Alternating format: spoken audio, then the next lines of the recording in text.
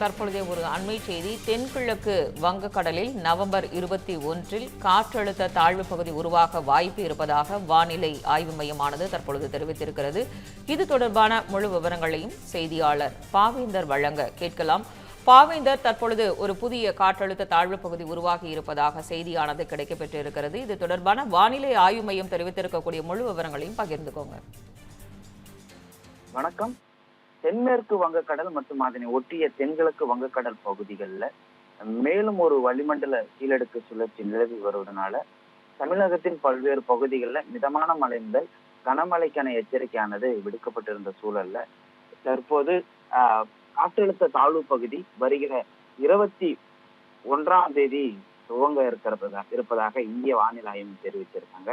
அந்த காற்றழுத்த தாழ்வு பகுதி உருவாக இருக்கக்கூடிய பகுதி பார்த்தீங்கன்னா தென்கிழக்கு வங்கக்கடல் பகுதிகளில் உருவாக இருப்பதனால அநேகமா தமிழகத்தில் பரவலாக மழைக்கு வாய்ப்பு இருப்பதாக தெரிவிக்கப்பட்டிருக்கிறது.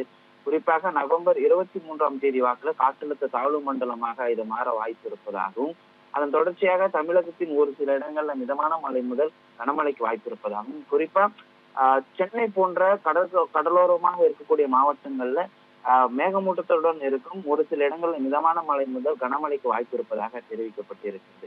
எனவே நவம்பர் 15க்கு பிறகு வடகிழக்கு பருவமழையானது அதிகப்படியாக மழைப்பொழிவு ஏற்படுத்தும் என்று தெரிவிக்கப்பட்டிருந்த நிலையில தற்போது சென்னையின் பல்வேறு பகுதிகளில் மேகமூட்டத்துடன் காணப்படுகிறது. ஒரு சில இடங்கள்ல மழை பெய்யக்கூடிய சூழல் என்று பார்க்க முடிகிறது.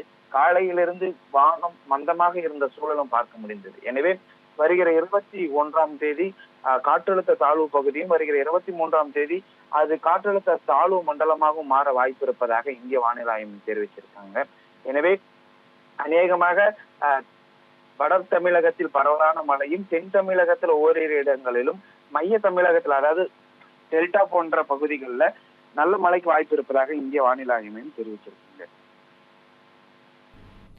வானிலை ஆய்வு மையம் தெரிவித்திருக்கக்கூடிய முழு விவரங்களையும் பகிர்ந்தமைக்கு நன்றி பாவேந்தர்.